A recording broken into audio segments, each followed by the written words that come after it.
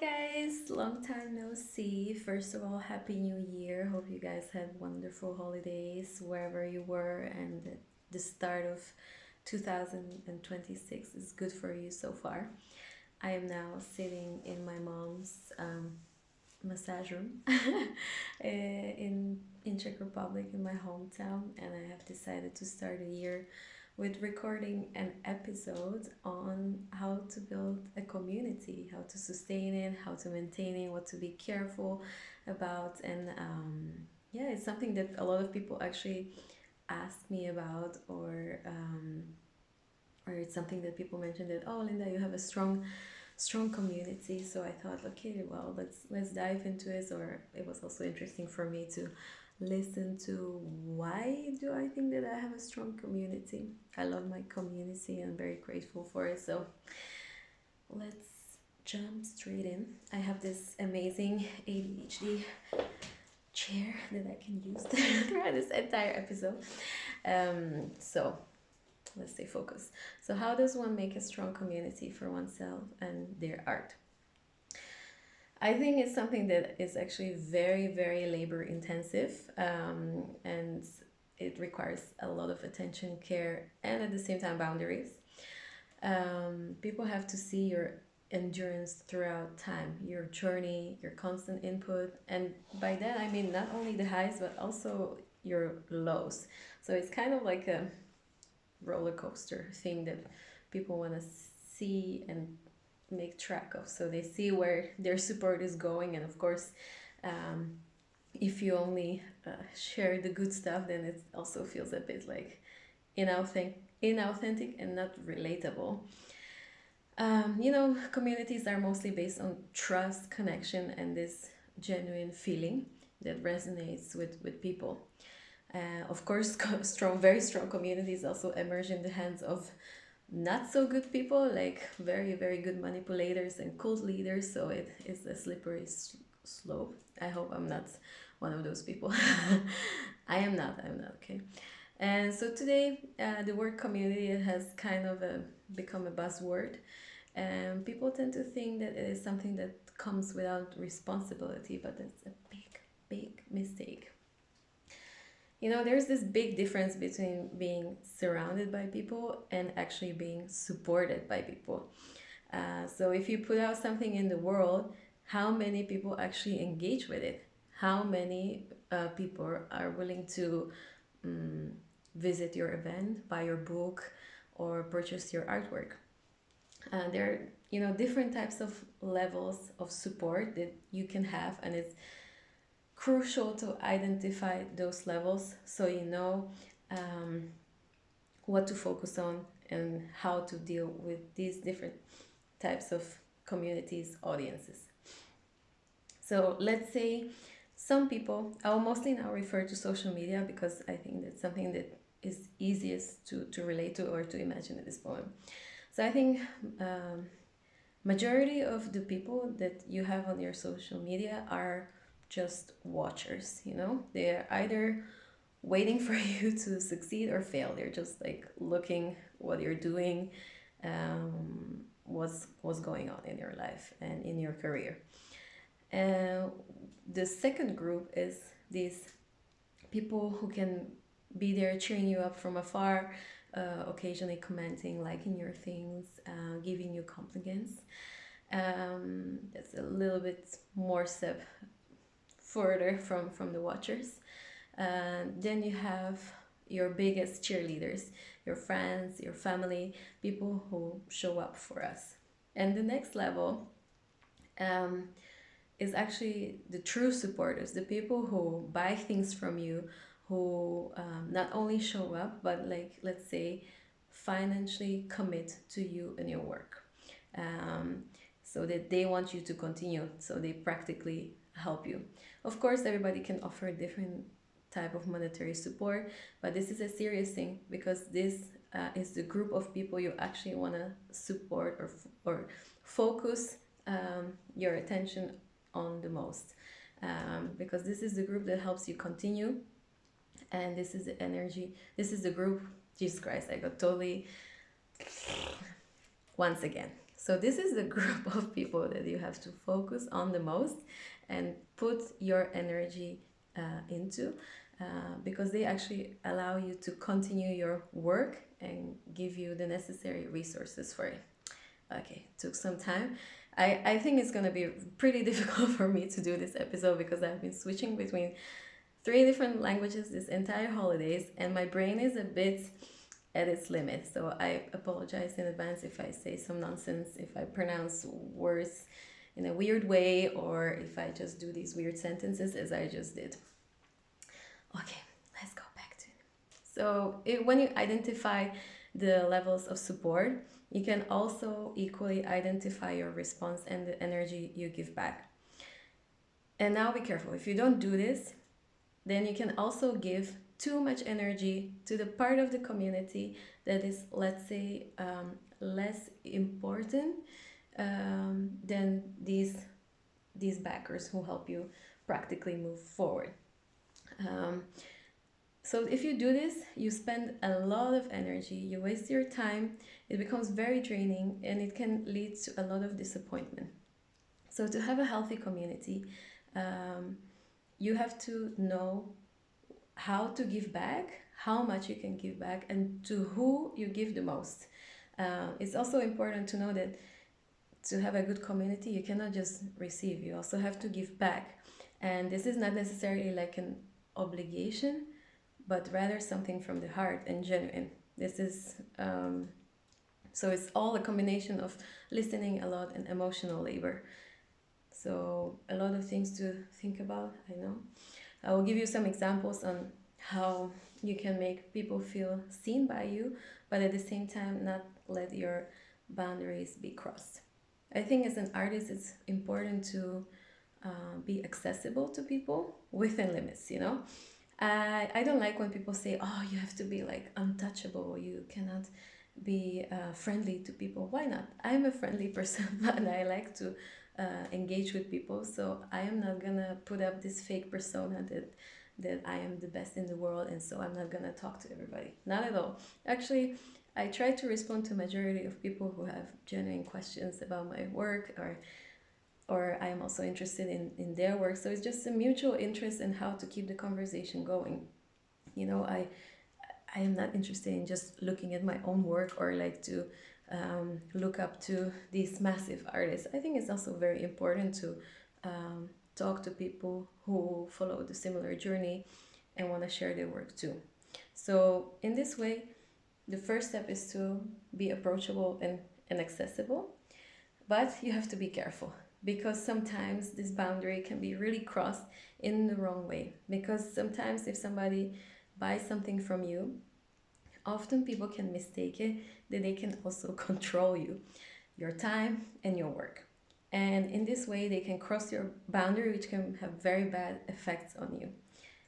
To give a little example, I am curating this talent platform for one magazine, and I noticed that people lately have like no patience, and they also cross this professional personal boundary, which is something that I don't really like, or I feel like you can have this with only a small amount of people that you, let's say, work with for years, but not with people that you just started a professional relationship with. So for instance, like I have my working hours for this job, and it's part-time job, 9 to 5, let's say. And if I don't respond an email for let's say 2 days, which are outside of my working hours, people start to freak out and they start calling me on my phone, or they message me at like 1 a.m. on my Instagram. And I find this very invasive and disrespectful in a way, because this is a way how people actually get burnouts, because they get stretched to the limit, or everybody has this expectation that you have to be constantly available and respond immediately, which is not true. I am available, accessible as a person in a friendly way, but in professional way there is also a boundary that people shouldn't cross, and that means that I'm also not gonna push it. In the beginning I did, and I almost burned out or maybe I did kind of burn out from this. So I just don't respond, and I respond to the email so that people know that Instagram is not the way how to reach me for a professional or work request. Another thing is that, as many of you know, I have my Patreon account, and I mostly share my work there, backstage or uncensored images, which I cannot share on Instagram with people. And many times it happens that I get these requests from men that they want like explicit images of certain models, and like these open leg images. I'm like, guys, you don't have to be here, because this is not what my work is about, and I find very uncomfortable that you see my work from this perspective, and that you think that I would expose my models in such a way, or like sell their images in such a way, which is really crazy. So already just thinking about it, I'm like, I rather don't have this support and this money, because it's dirty money. Sorry, no thanks. At the same time, also really weird, last year, just a few days ago, I received like this semi-prostitution proposal from like finance law people, like, hey, I'm gonna support your work, I'll give you finance, whatever you need, and maybe you can go sometimes to a museum or a gallery with me. I'm like, sure, no problem, but are you sure it's just going to talk to you about art or visiting art events, or is this something else? And then they start explaining, oh yeah, actually there can be a sexual tension or something. Oh yeah, goodbye. Because this is so problematic, when I think, especially for female artists, that people think that they can control you if they provide you with certain resources. And that is definitely something, well, you can decide for yourself, but for me it's a boundary that I'm not crossing. And I don't want people to like mistake that if they buy my work or if they support my work, that I am available for them in full range. So these are some examples that came to my mind, let's say. So now we're diving like deeper into the onion, as we usually do here. I think it's important to divide or distinguish between community and audience. So when does a group of people become a community, and when is it just an audience? So on social media, again, this line is a little bit blurred, but you can divide it, I think, quite easily. Audience is mostly passive, let's say, and community is active group of people. And you want to focus on the active group of people. Both are important, but in different ways. For instance, audience can give you this visibility, some kind of recognition. It's kind of stupid, but we now live in a world where your Instagram followers, your numbers make you more or less of a human being. And I hate to admit it, but the art industry sadly works like this nowadays, really, like for jobs, for people to respect you. When I moved to Paris, I heard people telling me like, yeah, if you don't have 10K followers on Instagram, forget it, you're nobody. So for the time being, I was kind of focusing on it as a strategy, not necessarily because it's important for me, but so that people take me seriously in this new place that I just move into, so that I can get some jobs. So it's almost like a survival strategy to have these numbers. But for me personally, it means nothing. But apparently in this culture and in this field, it means a lot. I find it mad, but it is how it is. So try to work with it so it can work towards your advantage. Now when I actually reach this level of 10K followers, I'm very scared not to post, because I feel like it's so many people who are able to watch my stories or posts, and I'm scared to post by weird and strange stories. So maybe I really have to start with these close friend stories, or just create a new Instagram account under a different alter ego, where I can post my strange funny things that perhaps no one else might find funny. Anyways, where am I going with this? Just be careful not to confuse visibility with connection. Yeah, important thing. Another point, um, do not follow the pressures from others to scale. And by scaling, I mean to grow massively. I know, for instance, a lot of people are using these AI bots to get new followers or to buy new followers, but be cautious because this is actually not how you build your community. This is how you're building a kind of a passive audience, and actually it can be more damaging because people can see through it quite easily. If you have 100k followers and 10 likes at a post, everybody knows that you bought them, which kind of decreases trust, authenticity, and you look like a fool to people.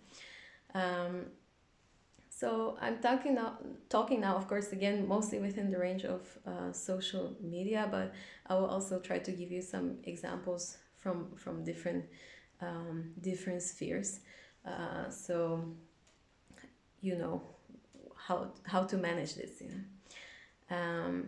So, for instance, another tip for sustaining a community in real life, in real world, outside of the social media, is that as much as you expect people to show up for you, show up for them too.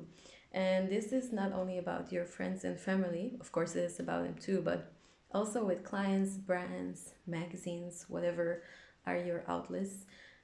The more people see you, the more familiar you become, and slowly this opens the door um, for you to become part of their community.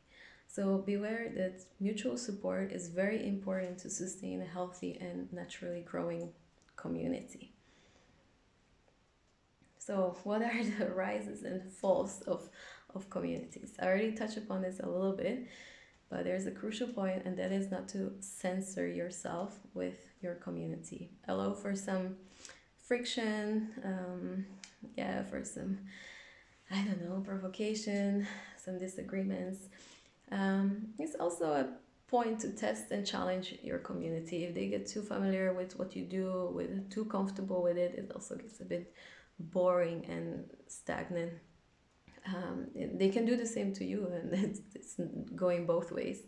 And this is how you can actually learn from each other. You learn from your community learns from you.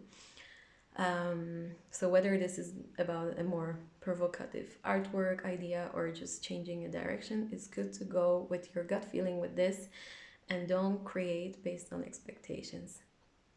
At some point of you working in the field and doing your art, you will know what your audience likes. For instance, I always know that a photo of a woman will have more likes than a photo of a still life or men, but that doesn't mean that I'm gonna stop posting those pictures. Otherwise, I know that those pictures are not any less good than those pictures of women. It's just how the algorithm works. So I'm just gonna continue posting them anyway. Otherwise, I feel like I'm betraying my own work. Then there's this other concept. Mostly we were talking about long-term communities, how to sustain a long-term community around your art and perhaps your persona. But I would also like to highlight the importance of temporary and, let's say, chosen communities.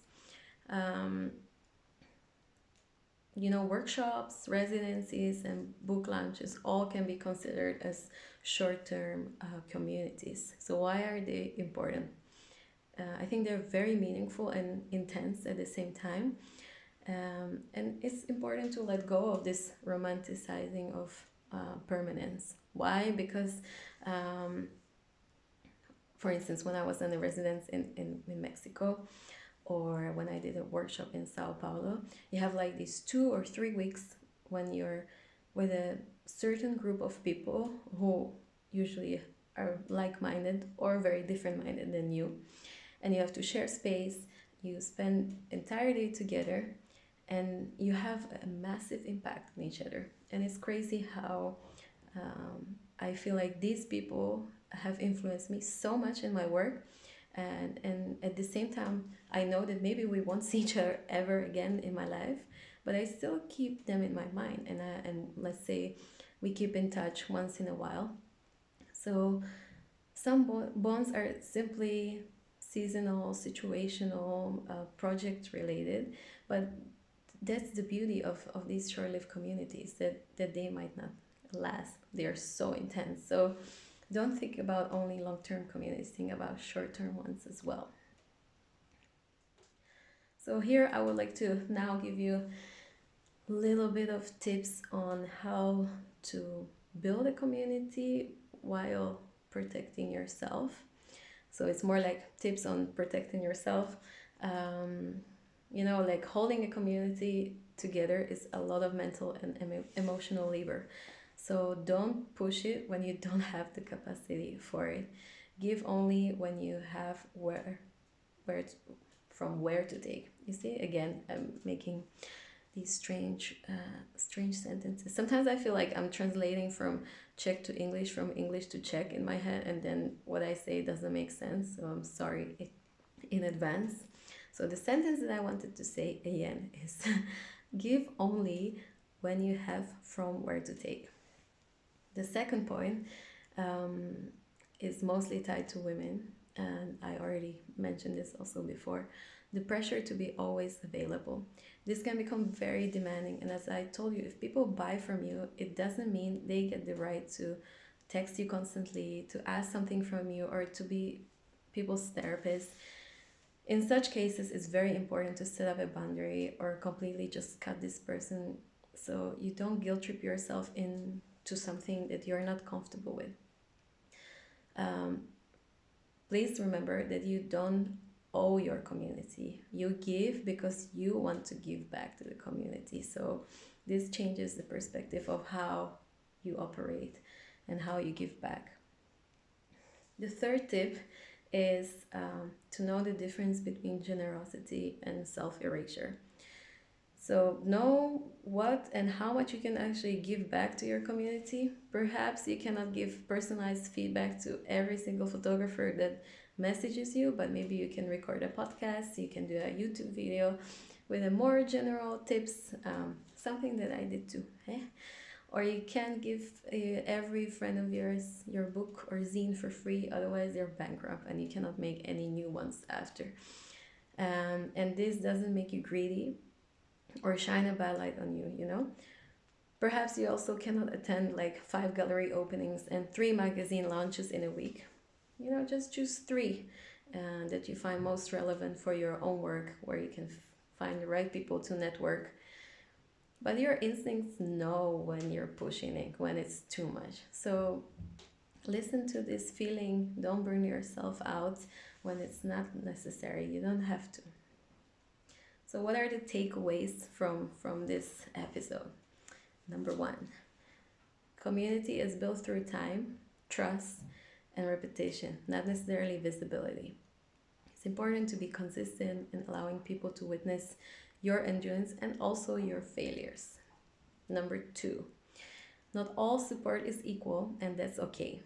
A healthy community includes different levels of engagement, how we describe these: watchers, cheerleaders, and true supporters.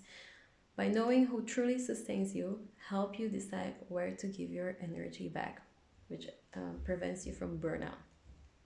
Number 3, community is active and audience is passive. Try to repeat that for yourself. It's so important to not confuse follower counts with genuine support, and don't let pressure to scale replace meaningful relationships. Number 4, boundaries are not a failure of community. They are what actually make it sustainable. Someone buying your work does not entitle them for your time, emotional labor, or personal availability. Very important, because this is something that took me so long time to actually put into practice, and it felt really hard. I think this is number 5. I forgot. Number 5, generosity should never require self-erasure. Sustainable generosity comes from knowing your limits. So this is actually how you not burn out being generous, and how your community can be healthy and not toxic for you. Number 6, friction, change, and disappointment are part of real communities. So if you censor yourself to keep everyone comfortable, you're no longer building community, you're actually managing expectations, and that's what you don't want to do. And the last tip or takeaway, not all communities are meant to last forever. So as I talked about these short-term communities, presence matters more than permanence. So what kind of community am I actually having and able to sustain? That's a question that I would like to leave this episode with. I hope you enjoy. And actually, I want to say thank you because you are part of my community. I'm very grateful for you. I hope you enjoyed, and I will be back soon here. This was Ammonia Void, episode 16. Ciao, ciao.